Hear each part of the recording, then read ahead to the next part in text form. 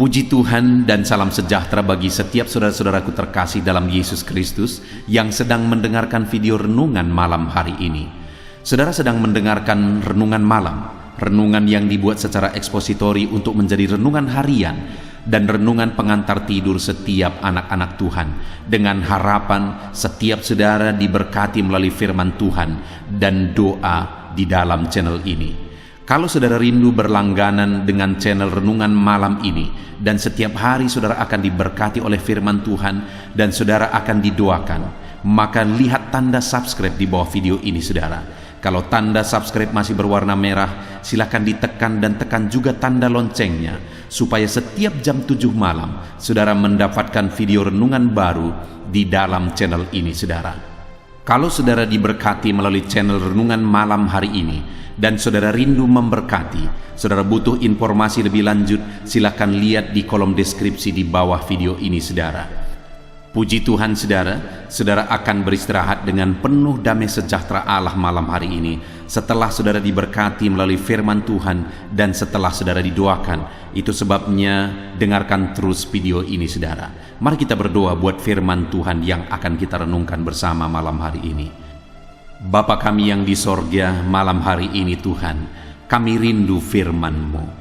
Berfirmanlah kepada kami, sehingga kami akan disegarkan kembali melalui firman-Mu sebelum kami beristirahat malam hari ini. Kami buka hati kami rindukan firman Tuhan. Berfirmanlah kepada setiap kami ya Tuhan. Kami siap dengarkan firman Tuhan. Dalam nama Tuhan Yesus Kristus, haleluya. Amin. Puji Tuhan saudara. Adapun topik renungan yang saya rindu kita renungkan bersama di dalam video renungan malam hari ini, sebelum kita akan beristirahat dalam damai sejahtera Tuhan, adalah topik tentang bagaimana bebas dari hutang. Saudara, kondisi yang ada hari-hari ini membuat begitu banyak orang mengalami kesulitan di bidang keuangan, di bidang ekonomi. Ada begitu banyak orang yang di PHK, orang yang pemasukannya menurun oleh karena usahanya, bisnisnya mengalami kebangkrutan. Bahkan yang lebih parah lagi saudara, tidak sedikit orang yang akhirnya memiliki hutang. Bahkan ada orang yang tadinya sebelum kondisi yang ada sekarang saja sudah memiliki hutang, ditambah lagi kondisi ini membuat hutangnya makin membengkak. Dan mungkin saat ini saudara adalah salah satu orang yang mengalami kesulitan secara ekonomi. Mungkin saudara adalah salah satu orang yang saat ini memiliki hutang, baik berhutang ke bank yang hari demi hari, bulan demi bulan jumlahnya makin besar oleh karena bunganya, ataupun hutang kepada orang lain yang tentu saja juga pasti ada jasa atau bunganya yang dibebankan di sana. Hari ini saudara, mungkin saudara merasa hidup begitu berat, hidup begitu sulit oleh karena hutang-hutang yang sedang saudara pikul, hutang-hutang yang membebani kehidupan saudara. Kalau saudara melihat di kolom komentar, ada begitu banyak orang yang memohon doa supaya ekonomi mereka dipulihkan, mereka diberi pekerjaan, supaya bisnis mereka dipulihkan.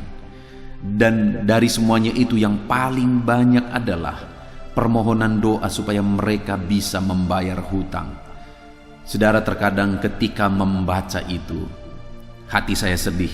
Kenapa saudara? Karena begitu banyak orang yang saat ini bebannya berat oleh karena masalah ekonomi, oleh karena hutang. Saat ini saudara, dengan situasi yang ada, saya rindu kita merenungkan firman Tuhan. Apa yang harus kita lakukan? Apa yang harus kita kerjakan? Bagaimana kita menghadapi kondisi ini?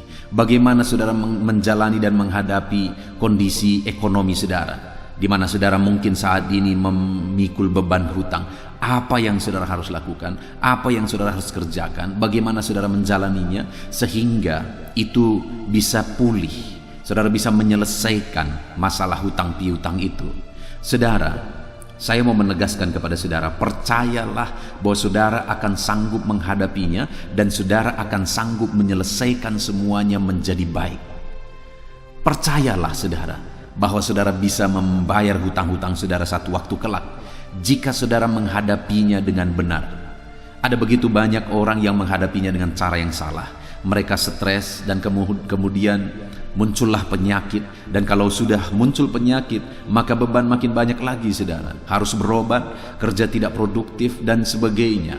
Bayangkan, maka akan berlipat-lipat beban itu. Hutang pun bunganya terus bertambah, ditambah lagi tidak bisa bekerja, dan kemudian harus menghadapi penyakit lagi yang harus diobati dan sebagainya. Bukankah itu akan memperparah situasi dan keadaan? Itu sebabnya saat ini mari kita merenung sebentar. Mari kita merenung firman Tuhan. Apa yang harus dilakukan dalam kondisi yang demikian? Bagaimana dan apa yang harus kita kerjakan dalam kondisi yang demikian?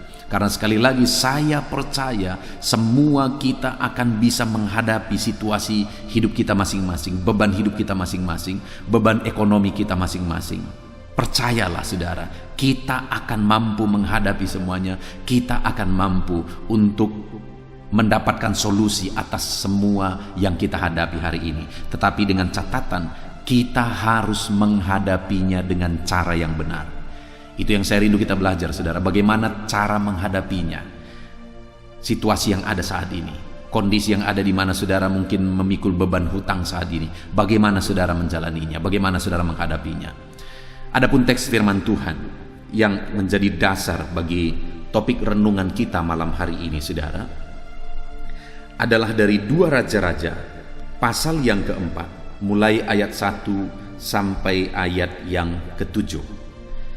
Saya akan membacakan teks firman Tuhan ini secara perlahan, saudara, dan kemudian akan menjelaskannya secara objektif, yaitu secara ekspositori, supaya firman Tuhan digali secara objektif dan saudara akan memahami firman Tuhan secara objektif.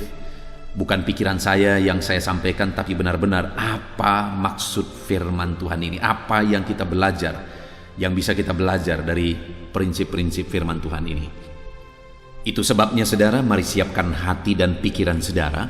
Pastikan saudara benar-benar diberkati melalui pembacaan dan penjelasan firman Tuhan. 2 Raja-Raja pasal yang keempat, ayat 1 sampai ayat yang ke-7. Demikian firman Tuhan. Minyak seorang janda.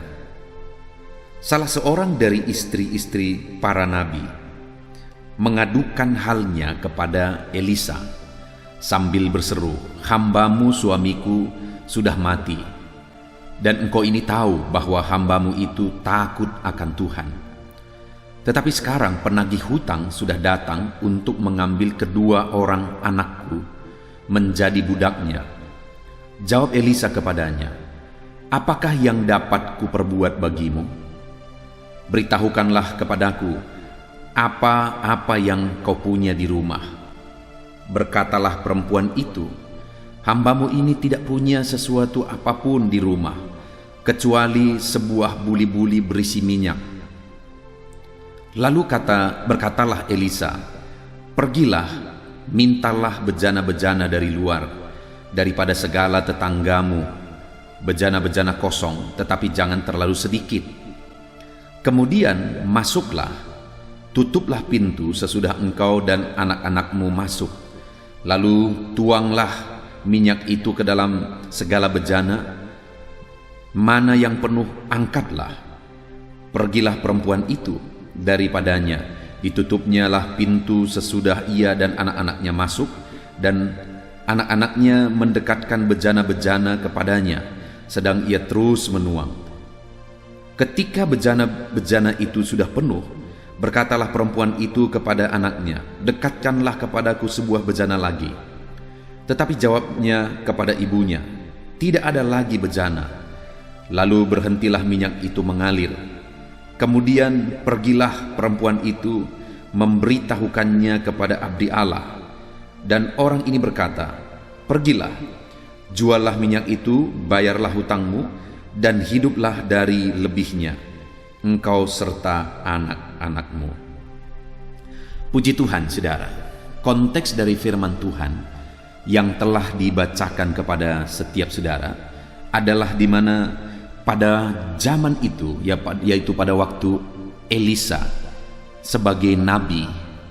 Ada begitu banyak nabi pada waktu itu, Dan salah satu istri dari nabi-nabi itu mengadukan halnya, mengadukan masalahnya, menceritakan masalah dan beban hidupnya kepada Elisa, di mana pada waktu itu suaminya adalah seorang nabi yang takut Tuhan, seorang nabi yang baik sebenarnya, tetapi diceritakan di sini bahwa nabi itu meninggal.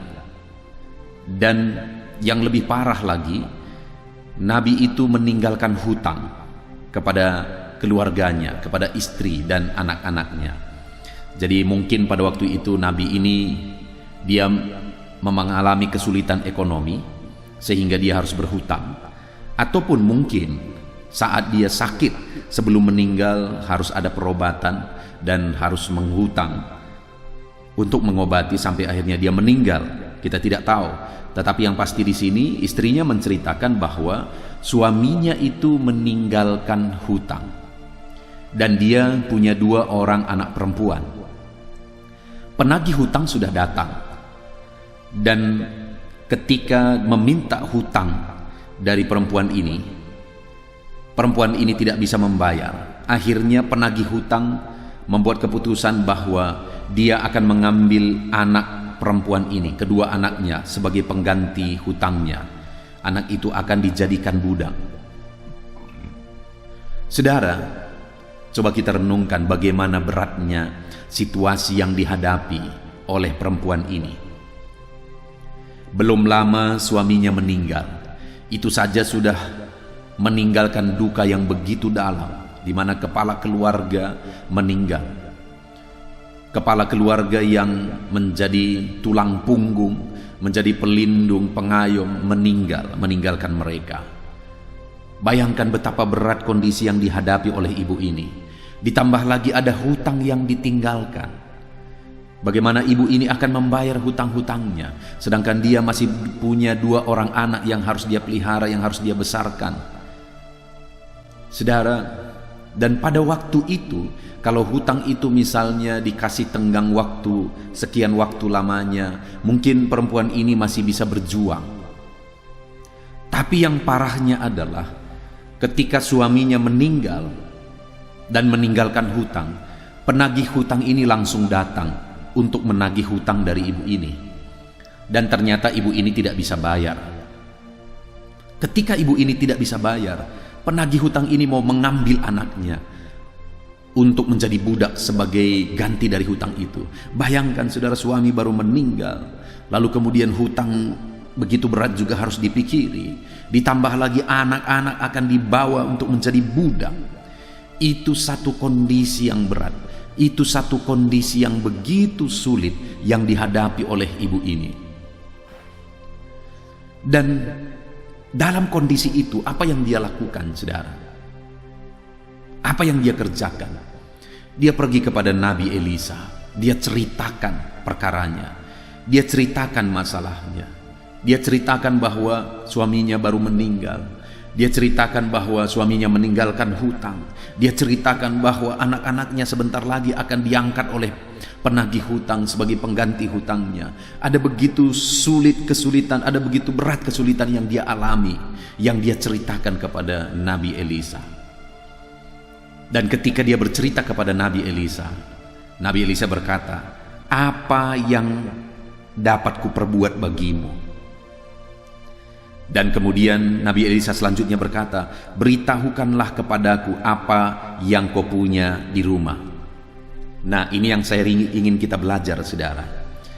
Ada 3 hal, ada 3 prinsip yang saya rindu kita belajar bagaimana perempuan ini keluar dari hutang-hutangnya.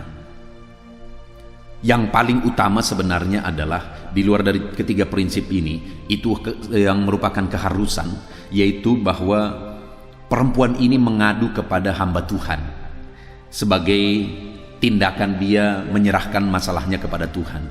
Jadi kalau kita mau mengalami perkara besar, kita mau mengalami mujizat, kita mau keluar dari masalah yang kita alami, kita mau jalan keluar, salah satu yang tidak bisa, yang paling utama yang tidak bisa ditawar adalah kita harus mengadukan, menyerahkan semuanya kepada Tuhan. Nah, yang menjadi pertanyaannya adalah setelah kita menyerahkan semuanya kepada Tuhan, kita berdoa, kita serahkan semuanya kepada Tuhan, setiap hari kita doakan masalah, persoalan, problem hutang dan sebagainya yang kita alami. Selain itu, saudara, setelah kita berserah kepada Tuhan, berikutnya apa yang akan kita lakukan? Apa yang akan kita kerjakan? Karena kalau misalnya dalam masalah kita ada masalah hutang yang kita alami misalnya, kemudian kita doakan, kita berserah kepada Tuhan, lalu kita berdiam diri, kita tidak akan mengalami kebebasan hutang, kita tidak akan mengalami jalan keluar, kita tidak akan mengalami mujizat. Sekalipun setiap hari kita doakan terus menerus, sekalipun pagi, siang, malam kita doakan, tanpa tindakan dari doa kita itu, maka tidak akan ada campur tangan Tuhan yang akan kita lihat. Ataupun sebaliknya, kita melakukan banyak hal tanpa penyerahan kepada Tuhan, itu juga tidak akan menghasilkan apa-apa. Yang benar itu, saudara, adalah kita serahkan semuanya kepada Tuhan, lalu kemudian kita lakukan tindakan-tindakan yang sesuai dengan prinsip firman Tuhan. Jadi kalau hari ini saudara mengalami masalah, khususnya topik yang kita bahas adalah masalah hutang, mungkin saat ini ada hutang saudara, maka yang pertama sekali yang tidak bisa tawar-menaruk adalah serahkan segala masalah saudara kepada Tuhan. Serahkan masalah hutang saudara kepada Tuhan. Di dalam video ini, saudara, di akhir dari renungan firman, selalu saya mengajak saudara untuk berdoa bersama. Saya menopang saudara di dalam doa. Kerinduan saya, biarlah melalui video ini saudara konsisten merenungkan firman Tuhan dan konsisten juga berdoa, menyerahkan segala masalah dan pergumulan saudara kepada Tuhan. Itu bukti penyerahan kita. Demikian juga di renungan pagi, kita serahkan semuanya kepada Tuhan. Kita berdoa bersama. Itu yang setiap hari, baik malam, pagi, terus menerus kita lakukan sebagai buktinya, saudara. Itu sebabnya konsistenlah merenungkan firman Tuhan melalui channel ini, dan saya akan berdoa bagi saudara setiap di renungan malam, dan saya juga akan berdoa bagi saudara setiap di renungan pagi. Saudara, itu tindakan pertama yang utama yang harus kita kerjakan. Tetapi di balik itu, tidak cukup kita hanya berdoa, tidak cukup kita hanya berserah. Setelah itu apa yang kita lakukan? Di ayat 2 tadi sudah dikatakan, jawab Elisa kepadanya, apakah yang dapat kuperbuat bagimu? Jadi hal yang saya lihat di sini, Elisa mau menegaskan bahwa tidak ada juga sesuatu dalam dirinya yang bisa menolong. Tidak ada sesuatu yang bisa dia beri juga mungkin yang bisa menolong perempuan ini. Yang berikutnya yang saya ingin kita lihat adalah kalimat berikutnya, beritahukanlah kepadaku apa yang kau punya di rumah. Berkatalah perempuan itu, hambamu ini tidak punya sesuatu apapun di rumah kecuali sebuah buli-buli berisi minyak. Nah, saudara, yang saya lihat prinsip pertama di sini, setelah kita berserah kepada Tuhan, yang pertama yang harus kita lakukan adalah Elisa, dia mau mengajar perempuan itu bahwa masalahnya atau jalan keluar terhadap masalah itu bukan ada pada Elisa. Artinya jalan keluar dari persoalan yang sedang dihadapi oleh perempuan ini bukan ada pada orang lain, tetapi jalan keluarnya ada pada dirinya sendiri. Sehingga Elisa berkata, apakah yang dapat kuperbuat? Untuk menegaskan bahwa tidak ada yang bisa kuperbuat untuk menolong masalahmu. Bukan di aku jalan keluarnya, bukan pada aku jalan keluarnya. Dan sehingga dia berkata, beritahukanlah kepadaku apa-apa yang kau punya di rumah. Jadi Elisa mengajak perempuan ini untuk melihat potensi yang ada di rumah. Dan pada waktu itu, saudara, perempuan itu berkata, hambamu ini tidak punya sesuatu apapun di rumah kecuali sebuah buli-buli berisi minyak. Jadi saudara, dia tidak punya apa-apa katanya. Mungkin dugaan saya, pikiran saja, bahwa mungkin saja semua sudah terjual. Dulu mungkin ada sesuatu perhiasan atau apapun itu di rumah, tetapi semua sudah terjual. Mungkin karena suaminya sakit, lama sakit, dan semua sudah terjual. Mungkin saja itu terjadi, sehingga tidak ada apa-apa lagi. Yang ada itu hanya sesuatu yang sangat sepele, sesuatu yang sangat kecil. Apa itu? Sebuah buli-buli berisi minyak, itu pun tinggal satu buli-buli berisi minyak. Tidak ada apa-apa lagi, habis semua. Hanya satu buli-buli berisi minyak. Saudara, kalau saudara lihat perempuan ini, kondisi yang dihadapi, suami baru meninggal, hutang besar, hutang banyak, anak sebentar lagi diangkat oleh orang yang kepadanya perempuan ini berhutang. Lalu kemudian ketika dilihat di rumah, apapun tidak ada lagi yang bisa dijual. Hanya sebuah buli-buli berisi minyak.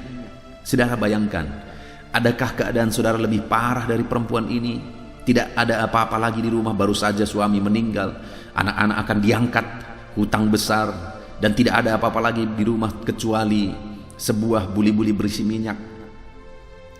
Adakah keadaan saudara saat ini lebih parah dari perempuan ini? Adakah situasi hidup saudara lebih parah dari perempuan ini?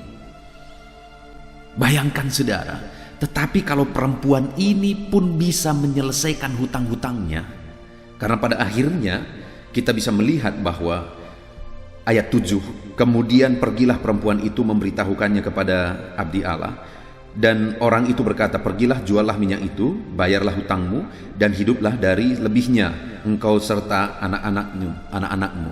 Saudara, oleh karena campur tangan Tuhan, setelah dia berserah kepada Tuhan, dan tindakan-tindakannya sesuai dengan prinsip kebenaran firman Tuhan, pada akhirnya singkat cerita, dia bisa membayar semua hutang-hutangnya. Bahkan bukan hanya bisa membayar hutang-hutangnya saudara, bahkan dia bisa hidup, kebutuhannya bersama dengan anak-anaknya itu terpenuhi, ada sisanya. Saudara bayangkan, ada mujizat yang terjadi sehingga semua hutang-hutangnya bisa lunas, dan kemudian ada sisanya lagi, dan dia bisa hidup dari sana bersama dengan anak-anaknya. Artinya saudara, bahwa dengan ketika perempuan ini melihat potensi yang ada, sekalipun sangat sepele, sekalipun sangat kecil, yaitu hanya sebuah buli-buli berisi minyak, begitu kecilnya seperti tak ada gunanya, tapi dengar, itu bisa dipakai oleh Tuhan untuk melakukan perkara besar. Itu bisa dipakai oleh Tuhan untuk menyelesaikan segala masalah yang sedang dia hadapi, bahkan lebih daripada masalah yang sedang dia hadapi.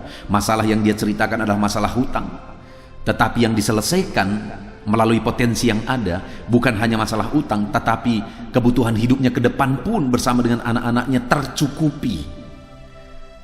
Itu terjadi setelah dia berserah kepada Tuhan, dan dibalik dia berserah kepada Tuhan, dia melihat potensi yang ada dalam dirinya. Sekalipun potensi itu begitu kecilnya, tetapi ketika itu diserahkan kepada Tuhan, itu bisa dipakai oleh Tuhan untuk menjadi sumber mujizat. Itu bisa dipakai oleh Tuhan untuk melakukan perkara yang besar. Saudara, apa potensi yang ada pada diri saudara saat ini yang bisa saudara gunakan? Apa potensi yang ada pada saudara saat ini yang bisa dipakai oleh Tuhan untuk menjadi sumber mujizat? Bukan artinya seperti yang terjadi pada waktu itu juga persis, bahwa saudara harus ambil itu lalu saudara letakkan di hadapan Tuhan dan biarin itu di hadapan Tuhan. Tidak. Lihat potensi dalam diri saudara, lalu kemudian mulai berpikir apa yang saudara bisa lakukan terhadap potensi itu supaya Tuhan bisa pakai itu menjadi sumber mujizat, supaya Tuhan bisa pakai itu sebagai media dia melakukan mujizat dan memberkati saudara sehingga saudara bisa menyelesaikan hutang-hutang saudara. Salah satu contoh saudara, saya pernah lihat satu wawancara, sudah lama sekali. Ada seorang ibu yang dia ibu rumah tangga, lalu kemudian satu kali dia masak ayam, lalu kemudian dia pada waktu itu sudah sangat biasa memasak ayam dan dengan cara masak yang biasa juga, sehingga pada akhirnya dia coba-coba, dia ambil ayam itu lalu dia pukul-pukul ayam itu. Daging ayam yang sudah hendak dimasak itu sudah dipotong-potong dan hendak dimasak, itu dia pukul-pukul, lalu kemudian dia masak. Lalu kemudian dia makan, terasa enak. terasa beda dari yang dia masak biasa. Lalu kemudian dia taruh ke warung jualan makanan dan ternyata laku. Dan akhirnya tahukah saudara bahwa itulah cikal bakal adanya ayam penyet yang sangat terkenal itu. Bahkan dia usahanya begitu berkembang sampai ke berbagai negara lain, usaha ayam penyet itu. Artinya apa? Sepele sekali. Hanya dia kreatif melihat potensi yang ada di dapur. Ada di sana daging ayam yang sering kali dia masak dengan cara masak yang seperti biasa dia lakukan. Tapi kali ini dia coba-coba dengan inovasi baru. Dia coba dengan dia pukul-pukul, lalu dia kasih bumbu, lalu dia masak, dan ternyata kesannya beda, rasanya beda, dan sebagainya. Dan ternyata ketika itu ditawarkan kepada umum, orang banyak juga suka dan akhirnya meledak. Artinya apa saudara? Potensi itu ada di mana saja. Kalau saudara jeli untuk melihat, mungkin potensi itu saat ini ada di dalam diri saudara. Talenta saudarakah? Kemampuan saudarakah? Atau apa saja potensi yang ada dalam diri saudara? Mungkin itu adalah satu potensi yang bisa meledak saudara, yang bisa Tuhan pakai untuk mengerjakan perkara besar, untuk mengerjakan mujizat besar. Yang menjadi masalah kita seringkali adalah mengeluh dan mengeluh.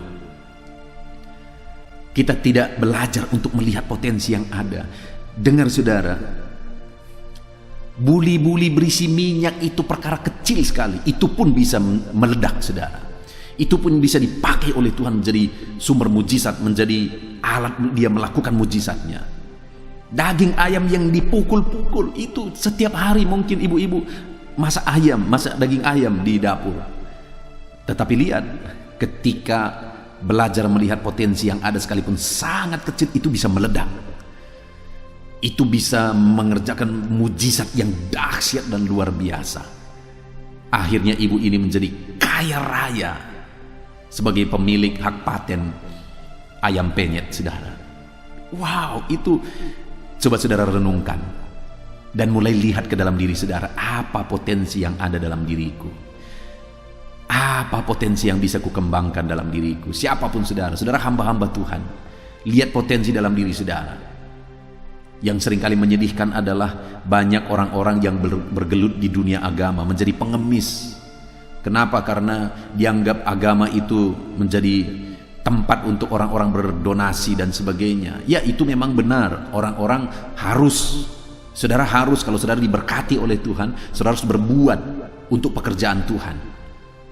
Tetapi kalau di pihak lain, pemuka-pemuka agama menjadi pengemis, saya pikir itu kejahatan, itu salah total. Saudara, kita harus melihat potensi yang ada di dalam diri kita. Apa yang bisa kita lakukan? Apa yang bisa kita kerjakan?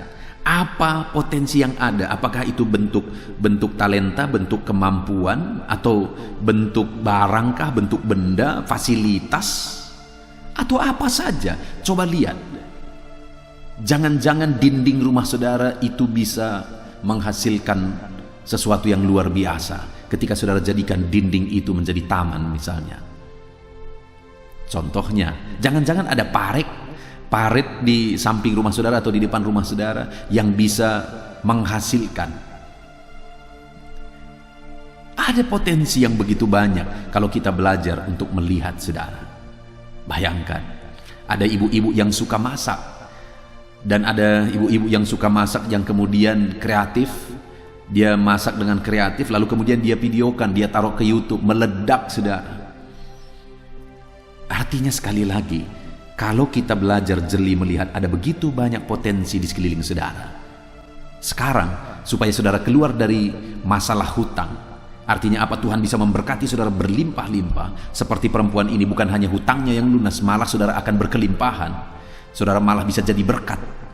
Satu saat saya rindu saudara bisa bersaksi, pendeta, setelah mendengar khotbah pendeta, sekarang akhirnya saya lihat potensi yang ada dalam diriku, dan akhirnya kugunakan itu. Sekarang aku diberkati luar biasa.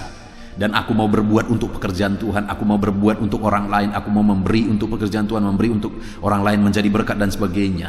Satu saat saya rindu sekali mendengar itu, saudara. Dari setiap saudara ketika saudara belajar melihat potensi di dalam diri saudara. Itu yang pertama, dia lihat potensi. Lalu kemudian yang kedua, Elisa ini mengarahkan perempuan ini lagi di ayat 3. Lalu berkatalah Elisa, pergilah mintalah bejana-bejana dari luar daripada segala tetanggamu, bejana-bejana kosong, tetapi jangan terlalu sedikit.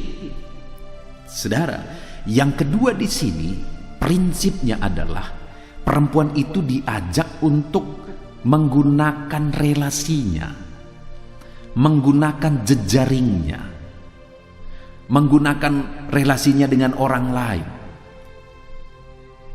Hari ini kita tidak akan mungkin berkembang, kita tidak akan bisa menjadi maju tanpa relasi, saudara, tanpa hubungan sosial, tanpa berjejaring. Jadi saat ini firman Allah mengajak kita untuk melihat potensi relasi kita, untuk melihat potensi jejaring kita. Coba lihat di sekeliling saudara, mungkin ada orang-orang yang saudara bisa bekerja sama, tetapi dengan prinsip tentu saja win-win solution. Yang menjadi masalah seringkali adalah ketika orang-orang berjejaring atau orang-orang berteman dengan orang lain tetapi dengan win-lose. Pokoknya dia untung, orang lain rugi. Orang-orang yang otaknya seperti itu, saudara, pada akhirnya akan hancur juga. Kita harus untung, orang lain pun harus kita untungkan. Kalau harus dipilih, saudara, pilihlah untuk rugi tapi orang lain diuntungkan. Kalau itu harus menjadi pilihan. Kenapa? Karena kalau saudara rugi, orang lain diuntungkan, satu saat orang itu pasti akan berjuang untuk menguntungkan saudara.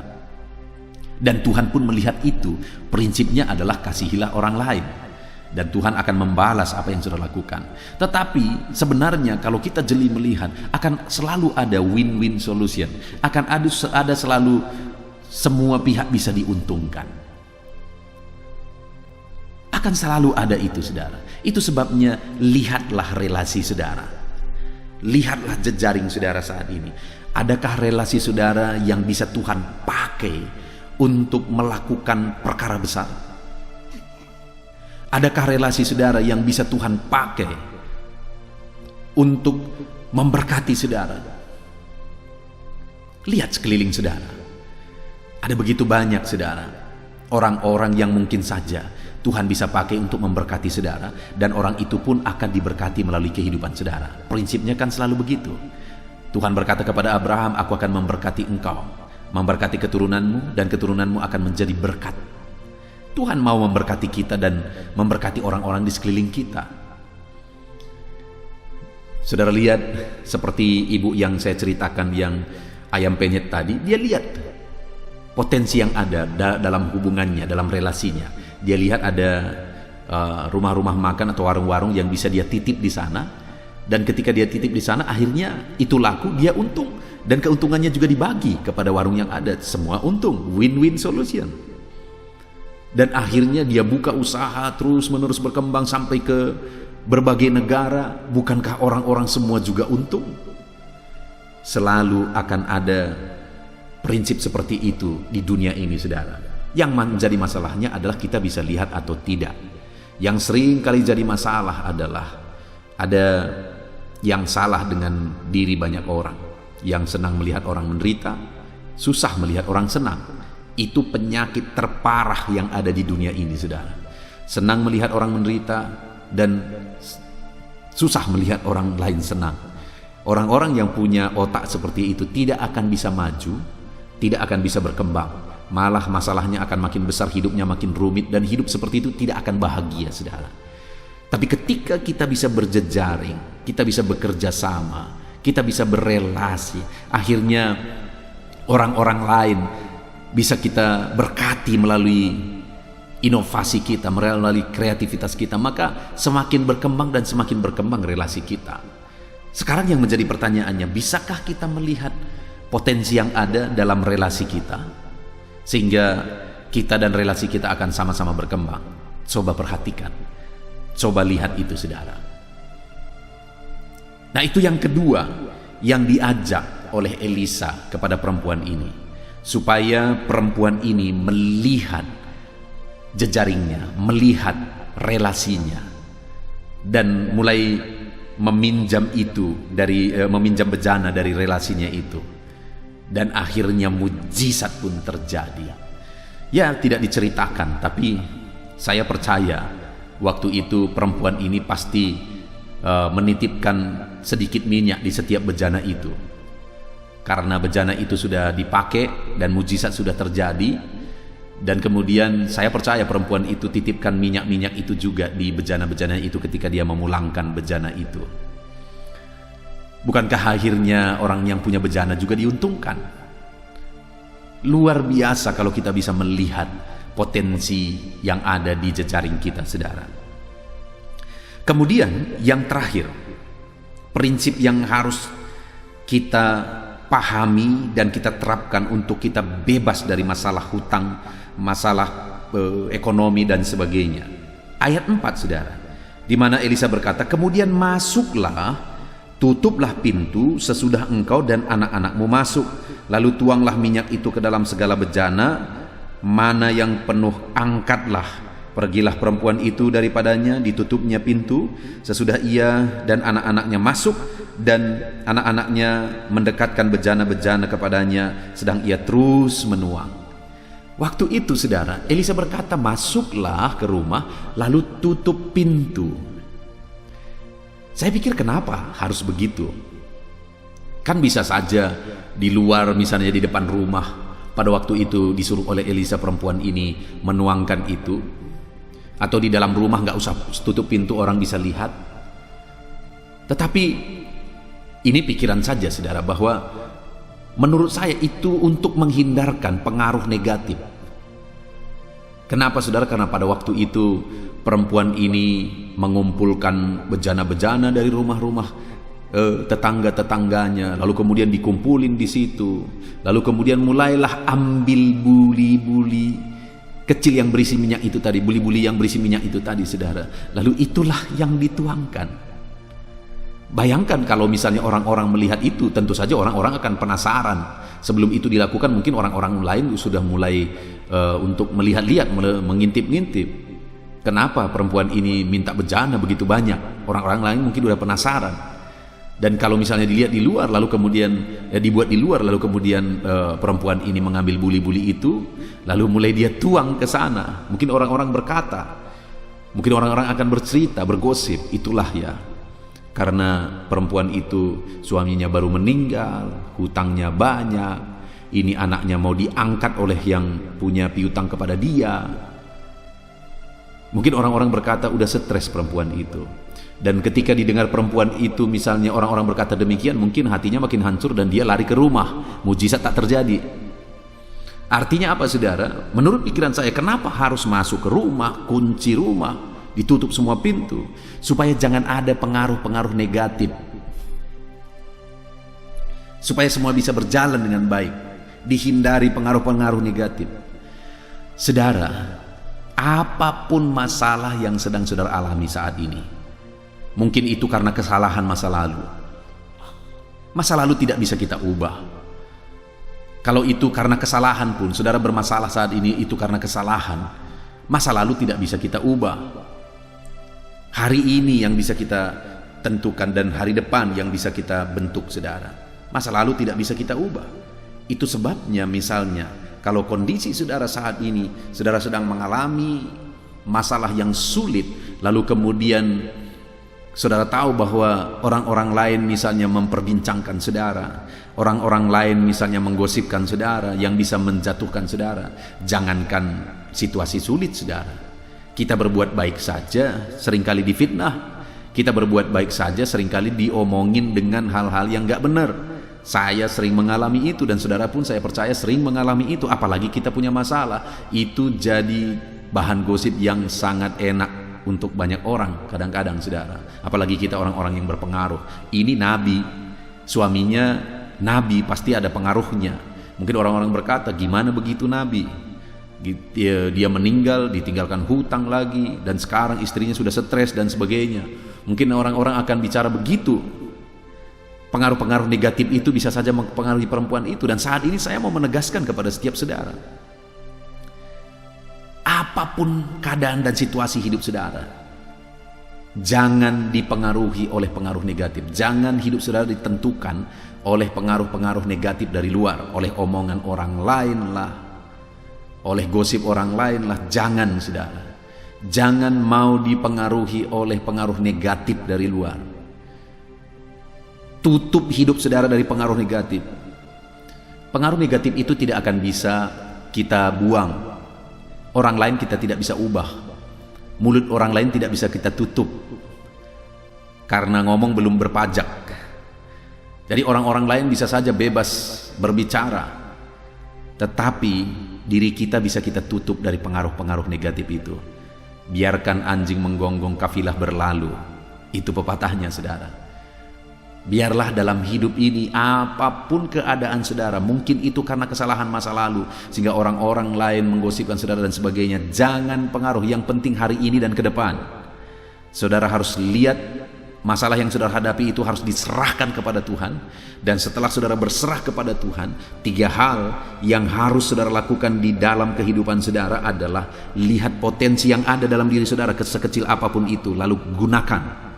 Yang kedua, lihat potensi relasi saudara, jejaring saudara, lalu gunakan dengan prinsip win-win solution. Lalu yang ketiga, tutup semua pengaruh-pengaruh negatif dari luar, supaya saudara bisa melangkah dengan damai dan tentram menjalani hari ini sekalipun berat beban saudara. Dan saya percaya kalau prinsip firman Tuhan ini saudara terapkan dalam hidup saudara, saudara akan bebas dari masalah yang sedang saudara hadapi.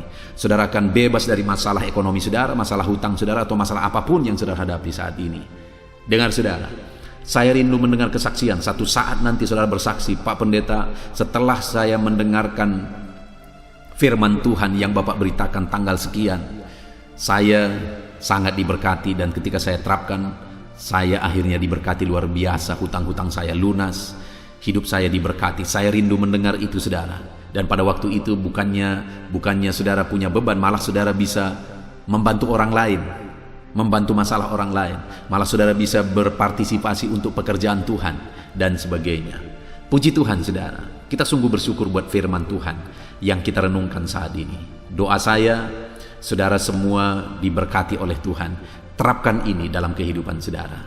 Terapkan saudara. Sekalipun beban saudara berat, masalah saudara berat, lihat potensi yang ada dalam diri saudara. Lihat potensi di jejaring saudara. Dan kemudian tutup semua pengaruh-pengaruh negatif. Jalani bersama dengan Tuhan. Puji Tuhan saudara, kita bersyukur buat firman Tuhan. Saya rindu berdoa bagi saudara. Mari ambil sikap berdoa. Kita berdoa.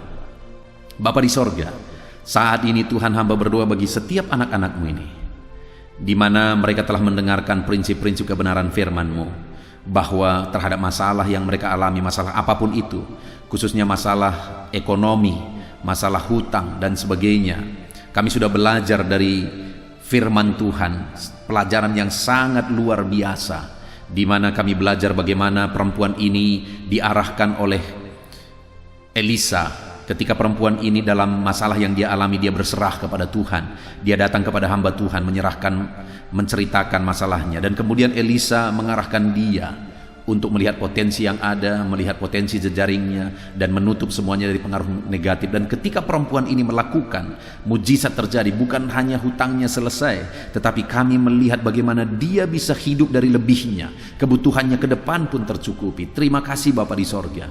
Sungguh luar biasa prinsip firman-Mu yang telah kami belajar. Saat ini hamba berdoa, berkati semua anak-anak-Mu ini. Tuhan campur tangan dalam hidup anak-anak-Mu ini. Tuhan berkarya dalam hidup anak-anak-Mu ini. Dalam nama Yesus, ajar mereka melihat potensi yang ada dalam diri mereka, bukan melihat keluar tetapi melihat ke dalam.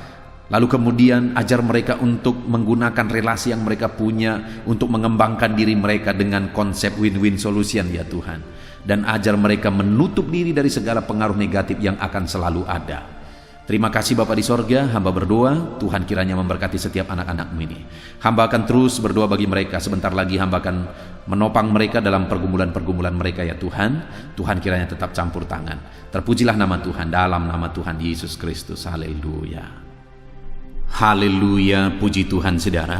Tiba waktunya saat ini kita akan berdoa bersama. Kita akan menaikkan pergumulan saudara, kerinduan saudara, topik-topik doa saudara di hadapan Tuhan. Percayalah saudara bahwa Tuhan mempedulikan saudara. Tuhan mengasihi saudara. Dia Allah yang sanggup menjawab segala pergumulan saudara, karena tidak ada yang mustahil bagi Dia. Apa yang menjadi kerinduan saudara, Allah sanggup mewujudkan. Apa yang menjadi beban persoalan saudara, Allah sanggup mengangkat segala beban saudara. Apa yang menjadi masalah saudara, Allah sanggup menyelesaikan segala masalah persoalan kehidupan saudara. Itu sebabnya saat ini saudara, mari kita datang kepada Tuhan dengan sikap yang benar. Mari kita merendahkan diri di hadapan Tuhan, Allah yang sanggup melakukan segala perkara. Mari kita percaya kepada Tuhan yang tiada yang mustahil bagi Dia. Dan mari kita terus bermohon, tekun bermohon, karena Allah pasti menjawab kita.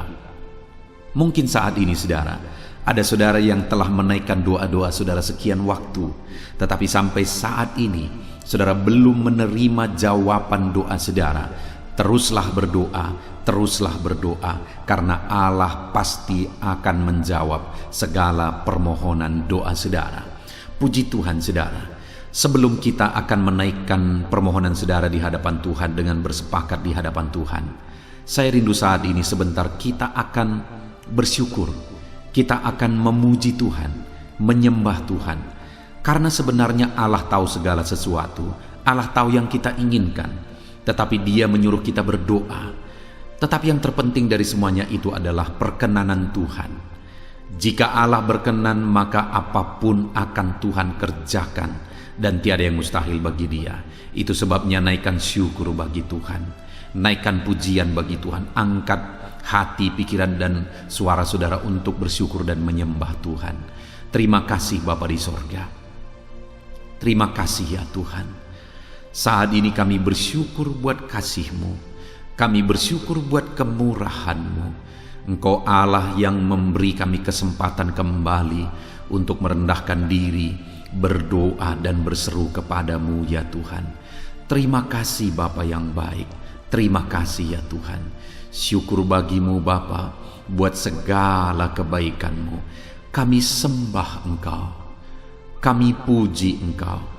Kami tinggikan Engkau, kami agungkan Engkau ya Tuhan.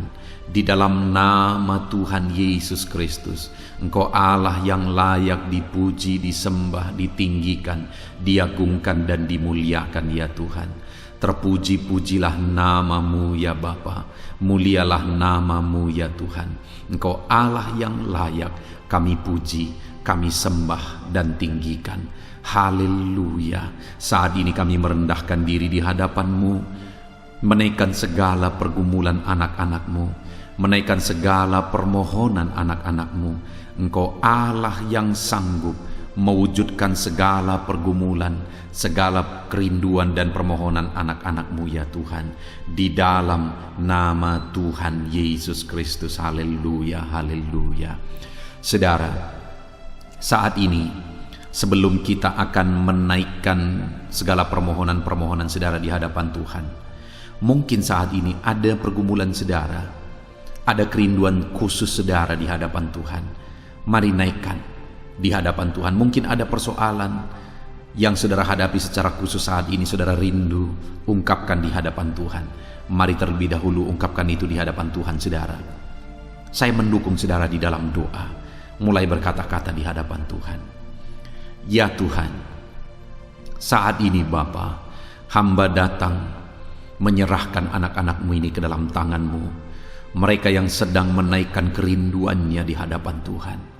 Mereka yang sedang berseru di hadapan-Mu atas segala persoalan, atas segala kerinduan mereka, atas segala permohonan mereka ya Tuhan. Engkau Allah yang peduli, Engkau Allah yang berkuasa, Engkau Allah yang sanggup. Di dalam nama Yesus, di dalam nama Yesus, Engkau yang mewujudkan segala kerinduan anak-anak-Mu ya Tuhan. Engkau yang sanggup mewujudkan segala kerinduan mereka. Dalam nama Yesus Kristus, Engkau yang sanggup mewujudkan ya Tuhan. Kalau saat ini ada persoalan mereka, beban hidup mereka yang sedang mereka angkat kepada Tuhan, di dalam nama Tuhan Yesus Kristus, Engkau yang mewujudkan Tuhan, Engkau yang mengangkat segala beban persoalan mereka, di dalam nama Yesus Kristus, Engkau yang sanggup membebaskan anak-anak-Mu dari segala beban, dari segala persoalan mereka ya Tuhan, di dalam nama Tuhan Yesus Kristus. Terima kasih Bapa yang baik. Terpuji-pujilah namamu, mulialah namamu ya Bapa, di dalam nama Tuhan Yesus Kristus. Haleluya, haleluya, haleluya. Kalau saat ini ada anak-anakmu yang memiliki persoalan masalah khusus dalam kehidupan mereka, yang sedang mereka panjatkan kepada Tuhan, dengarkan Tuhan. Engkau Allah yang peduli kepada anak-anakmu, dan Engkau Allah yang sanggup untuk menolong anak-anakmu dalam segala masalah persoalan kehidupan mereka. Apapun yang mereka alami saat ini, tolong anak-anakmu ya Bapa, di dalam nama Tuhan Yesus Kristus. Haleluya, haleluya, haleluya. Saudara, saya rindu berdoa bagi keluarga saudara. Mungkin saat ini ada saudara yang sedang menghadapi masalah di tengah keluarga. Ada saudara yang merindukan sesuatu di tengah keluarga saudara. Ada saudara yang merindukan keharmonisan terjadi di tengah keluarga saudara. Mari angkat keluarga saudara kepada Tuhan. Saya menopang saudara di dalam doa. Bapa di sorga, saat ini Tuhan, kami bersepakat berdoa bagi keluarga-keluarga anak-anak-Mu ya Tuhan. Tuhan yang menolong keluarga mereka. Kalau ada anak-anak-Mu yang sedang menghadapi masalah, persoalan di tengah-tengah keluarga mereka, Tuhan yang menolong, Tuhan yang memberikan jalan keluar, Tuhan yang bekerja, Tuhan yang campur tangan. Nyatakan pertolongan-Mu, mujizat-Mu di tengah-tengah keluarga anak-anak-Mu ya Tuhan, di dalam nama Tuhan Yesus Kristus, di dalam nama Tuhan Yesus Kristus. Berkati keluarga anak-anak-Mu, berkati orang tua, campur tangan-Mu dalam kehidupan orang tua anak-anak-Mu Tuhan. Kesehatan, perlindungan, penyertaan Tuhan atas orang tua mereka. Berkati suami istri, berkati anak-anak, berkati sanak saudara, berkati semua anggota keluarga anak-anak-Mu. Kasih karunia-Mu, anugerah-Mu mengalir di tengah-tengah keluarga mereka. Berkati keluarga anak-anak-Mu ya Tuhan. Nyatakan kuasa-Mu, nyatakan campur tangan-Mu di tengah-tengah keluarga anak-anak-Mu, sehingga keharmonisan, damai sejahtera Tuhan nyata di tengah keluarga anak-anak-Mu, dan keluarga mereka menjadi keluarga yang takut Tuhan, di dalam nama Tuhan Yesus Kristus. Haleluya, haleluya. Saat ini saudara, mungkin ada saudara yang sedang sakit. Saya rindu berdoa khusus bagi yang sakit saat ini. Apapun yang menjadi penyakit saudara, percaya saudara bahwa Allah sanggup untuk menyembuhkan. Datang kepada Dia, serahkan segala penyakit saudara dengan penuh iman. Angkat tangan kanan saudara dan taruh tangan kiri saudara di bagian tubuh saudara yang sedang sakit saat ini. Mari kita berdoa bersama, bersepakat bersama, memohon kesembuhan bagi setiap saudara. Bapa di sorga, saat ini Tuhan, ini kami bersepakat dengan anak-anak-Mu yang sedang mengalami sakit penyakit. Tuhan, Engkau Allah yang sanggup menyembuhkan yang sakit. Engkau dokter di atas segala dokter, Engkau tabib di atas segala tabib. Tiada yang mustahil bagi Tuhan. Kalau dulu Engkau menyembuhkan, hari ini pun kami percaya Engkau tetap bekerja menyembuhkan anak-anak-Mu yang sedang mengalami sakit penyakit ya Tuhan. Apapun yang menjadi penyakit anak-anak-Mu, Engkau Allah yang sanggup menyembuhkan mereka. Engkau Allah yang berkuasa untuk menyembuhkan mereka. Ya Tuhan, nyatakan perkara yang besar, nyatakan mujizat-Mu bagi anak-anak-Mu yang sedang mengalami sakit saat ini. Dalam nama Yesus, kalau ada anak-anak-Mu ya Tuhan yang sedang mengalami sakit penyakit asam lambung, kami berdoa, jamah pencernaannya Tuhan, kerjakan kesembuhan, normalkan asam lambungnya. Di dalam nama Yesus, sembuhkan anak-anak-Mu, sembuhkan mereka dalam nama Yesus. Kalau ada anak-anak-Mu saat ini yang mengalami sakit diabetes, Tuhan Allah yang sanggup menyembuhkan anak-anakmu. Engkau Allah yang sanggup melakukan perkara besar, mengerjakan mujizat-Mu, mengerjakan kesembuhan untuk menyembuhkan anak-anakmu yang sakit diabetes, anak-anakmu yang sakit hipertensi ya Tuhan. Dalam nama Yesus, bahkan mungkin ada yang sudah mengalami stroke.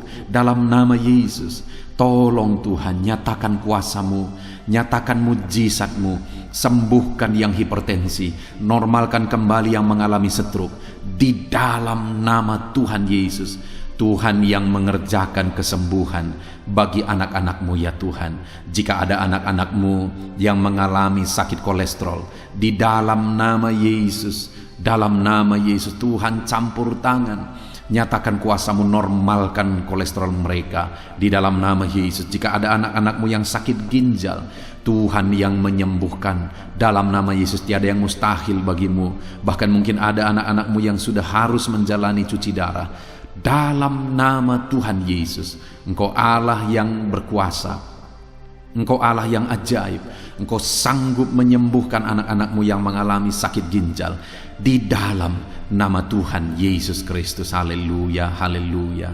Saat ini mungkin ada anak-anak-Mu yang mengalami sakit kanker, tumor. Dalam nama Yesus, Tuhan menyembuhkan mereka. Tiada yang mustahil bagi-Mu ya Tuhan. Nyatakan kuasa-Mu, nyatakan mujizat-Mu, sembuhkan anak-anak-Mu. Saat ini kami percaya Engkau Allah yang sanggup menyembuhkan mereka. Kami percaya mujizat Tuhan di dalam nama Yesus. Kami percaya mujizat-Mu, sembuhkan anak-anak-Mu ya Tuhan.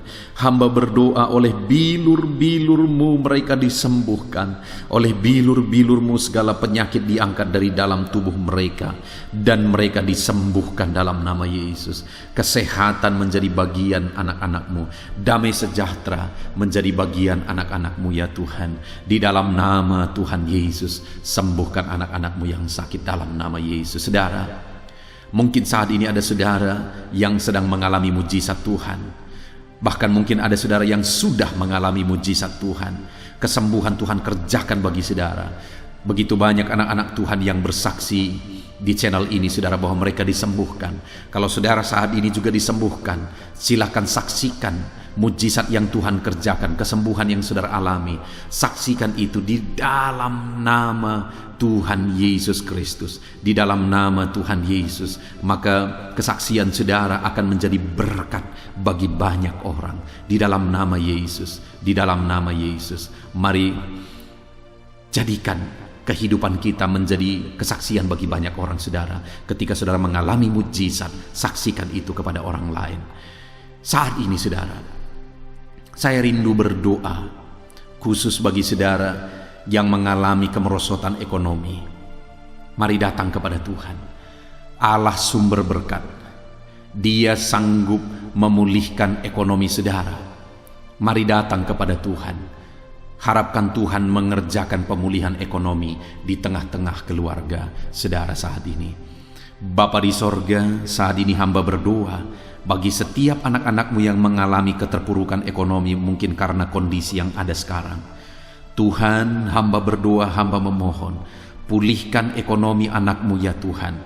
Di dalam nama Tuhan Yesus, Engkau Allah yang sanggup memulihkan keadaan ekonomi anak-anak-Mu dalam nama Yesus.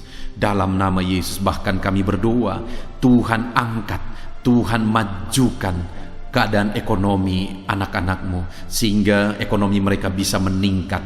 Di dalam nama Tuhan Yesus, dalam nama Yesus, hamba berdoa buat segala usaha pekerjaan mereka. Biarlah Tuhan kerjakan keberhasilan, sehingga ekonomi anak-anak-Mu bisa bangkit dan berkembang. Berkati segala usaha pekerjaan mereka dalam nama Yesus. Berkati bisnis mereka, berkati kalau mereka berdagang, berkati apa yang mereka perjualbelikan yang tidak bertentangan dengan firman Tuhan. Berkati semuanya ya Tuhan. Dalam nama Tuhan Yesus, berkati segala usaha pekerjaan anak-anak-Mu. Curahkan berkat-Mu berlimpah di tengah-tengah kehidupan anak-anak-Mu, sehingga anak-anak-Mu bisa menjadi berkat bagi banyak orang. Bahkan anak-anakmu bisa menjadi berkat buat pekerjaan Tuhan ketika hidup mereka diberkati oleh Tuhan. Dalam nama Yesus, pulihkan keadaan ekonomi anak-anakmu, berkati usaha pekerjaan anak-anakmu. Dalam nama Yesus, jika ada anak-anakmu saat ini yang terlilit hutang, hamba berdoa, ya Tuhan, jamah anak-anakmu dalam nama Yesus Kristus. Dalam nama Yesus, nyatakan kuasa Tuhan, nyatakan mujizat Tuhan. Dalam nama Tuhan Yesus Kristus, pulihkan anak-anakmu sehingga hutang-hutang mereka bisa dilunasi ya Tuhan. Bebaskan anak-anakmu dari lilitan hutang. Tuhan, beri jalan keluar bagi mereka di dalam nama Tuhan Yesus Kristus. Haleluya, haleluya, haleluya. Saat ini Tuhan, hamba berdoa bagi profesi anak-anakmu satu persatu. Tuhan yang memberkati, berkati para petani ya Tuhan.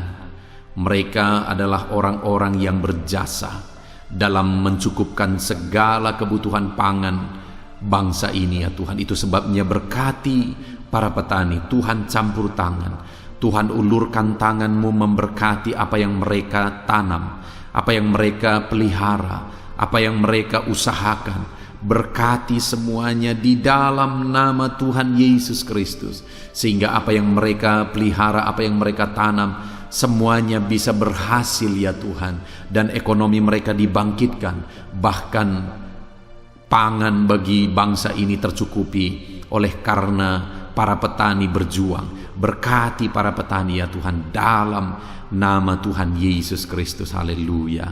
Berkati juga para buruh dalam bidang apapun mereka bekerja. Biarlah Tuhan memberkati kehidupan mereka dalam nama Yesus, sehingga keluarga-keluarga mereka juga diberkati dalam nama Tuhan Yesus Kristus. Kami juga berdoa buat para pegawai PNS dimanapun mereka bekerja. Tuhan memberkati, biar apa yang mereka kerjakan ya Tuhan itu berdampak, dan Tuhan memberkati kehidupan mereka di dalam nama Yesus Kristus. Kami juga tidak lupa berdoa bagi para medis ya Tuhan, di mana menghadapi situasi dan kondisi sekarang mereka ada di garda terdepan. Biarlah Tuhan campur tangan, biarlah Tuhan memberkati para medis. Tuhan jagai, lindungi, sertai mereka, jauhkan dari segala virus. Berikan daya tahan tubuh yang kuat, imun yang kuat bagi mereka dalam nama Yesus. Berkati para medis. Semuanya kami serahkan ke dalam tangan Tuhan. Mungkin ada profesi anak-anakmu yang belum disebutkan di dalam doa ini saat ini. Engkau yang lebih tahu ya Tuhan. Engkau yang memberkati anak-anakmu dalam profesi mereka masing-masing. Nyatakan campur tangan-Mu, nyatakan mujizat-Mu di dalam nama Tuhan Yesus Kristus. Haleluya, haleluya, haleluya. Puji Tuhan saudara, doa-doa saudara telah dinaikkan kepada Tuhan.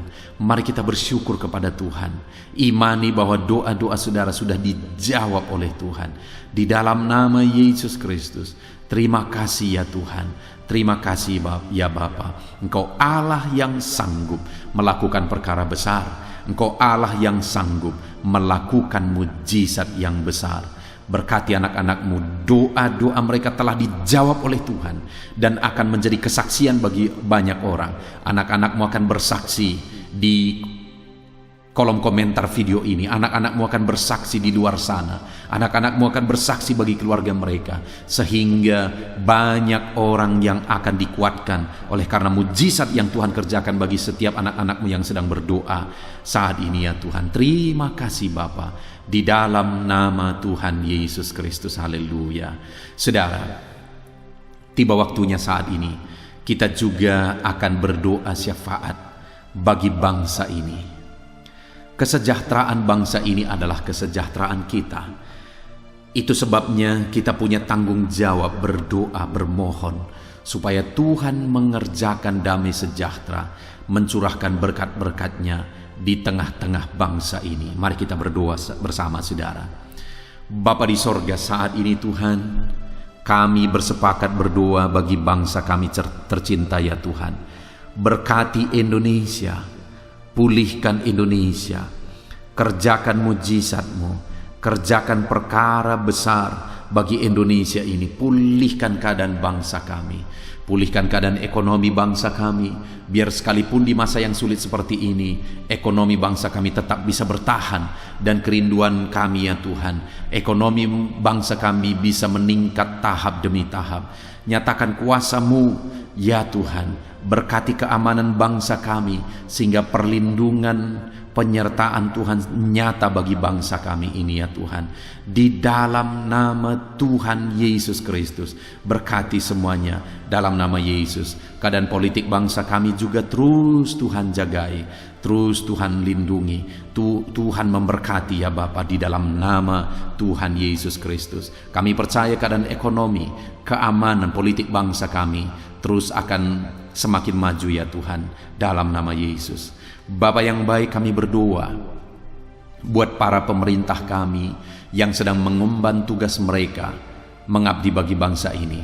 Ajar mereka ya Tuhan mengabdi bagi bangsa ini. Nyatakan kuasa Tuhan, nyatakan mujizat Tuhan, nyatakan perkara yang besar ya Tuhan. Di dalam nama Tuhan Yesus Kristus, berkati semuanya yang mengemban tugas untuk memimpin bangsa ini. Berkati mulai dari Bapak Presiden, Wakil Presiden, para menteri, wakil-wakil rakyat, para gubernur, para bupati, kepala desa, lurah, kepala lorong, semuanya sampai jajaran terendah. Semuanya ajar mengabdi bagi bangsa ini. Di dalam nama Yesus, memimpin bangsa ini ke arah yang lebih baik dalam nama Yesus. Tuhan yang campur tangan bagi para pemerintah kami dalam nama Yesus Kristus. Saat ini Tuhan, kami juga berdoa bagi hamba-hamba-Mu yang ada di bangsa ini. Ajar hamba-hamba-Mu mengabdi bagi bangsa ini ya Tuhan. Berkati setiap hamba-hamba-Mu dalam kehidupan mereka. Berkati mereka untuk menjadi terang-Mu, menjadi saksi-Mu bagi bangsa ini. Dalam nama Yesus Kristus, berkati umat-umat Tuhan, supaya umat-umat-Mu, anak-anak-Mu yang ada di bangsa ini menjadi saksi Tuhan, menjadi terang Tuhan di dalam kehidupan mereka, sehingga semakin banyak orang-orang di bangsa ini bisa dibawa kepada Tuhan, sehingga semakin banyak orang-orang yang ada di bangsa ini mengenal Tuhan sebagai juru selamat mereka, dan semakin banyak jiwa-jiwa dibawa kepada Tuhan. Terima kasih Bapa di sorga. Berkati gereja-Mu yang ada di bangsa ini, semua organisasi gereja berkati gereja-gereja lokal, berkati semuanya untuk menjadi alat, jadi terang-Mu ya Tuhan, menjadi alat memperkenalkan Engkau sebagai Tuhan dan Juru Selamat bagi bangsa ini. Ajar kami umat-umat-Mu, ajar gereja-Mu juga berperan untuk kemajuan bangsa ini ya Tuhan, kemajuan ekonomi bangsa, keamanan bangsa. Berkati pakai semuanya ya Tuhan untuk memajukan bangsa ini dalam nama Tuhan Yesus Kristus. Bapa di sorga, kami serahkan semuanya ke dalam tangan-Mu. Bahkan pemulihan bangsa ini dari situasi pandemi yang ada saat ini, Tuhan campur tangan sehingga virus segera bisa diatasi dan bangsa ini bisa melaju kembali di dalam nama Tuhan Yesus Kristus.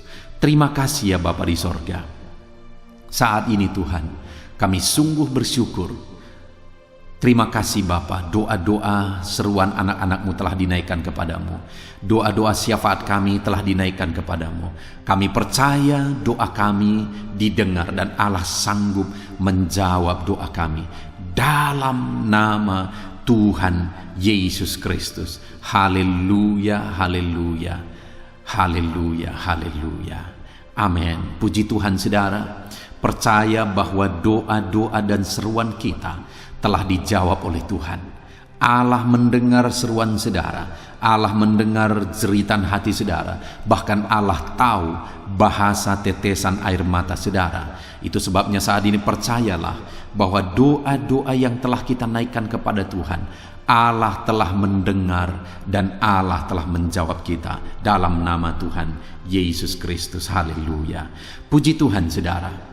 Saya percaya setelah saudara mendengarkan renungan firman Tuhan di dalam video ini, dan setelah saudara didoakan, saya percaya saat ini saudara sungguh-sungguh telah diberkati oleh Tuhan. Dan kalau saat ini saudara rindu untuk berlangganan dengan channel ini, sehingga setiap hari saudara diberkati melalui firman Tuhan, dan setiap hari saudara didoakan, silakan lihat tanda subscribe di bawah video ini saudara. Kalau tanda subscribe masih berwarna merah, silahkan ditekan dan tekan juga tanda loncengnya. Dan dengan demikian setiap hari saudara akan mendapatkan video renungan baru. Saudara akan mendapatkan notifikasi ketika video renungan baru diposting di channel ini, saudara. Kalau saudara mengalami berkat Tuhan melalui channel renungan malam hari ini, saudara, dan saudara rindu memberkati, saudara butuh informasi lebih lanjut, silahkan lihat di kolom deskripsi di bawah video ini, saudara. Puji Tuhan, saudara, Tuhan kiranya memberkati setiap saudara yang sedang mendengarkan video renungan malam hari ini. Tuhan memberkati saudara di dalam nama Tuhan Yesus Kristus. Haleluya. Amin.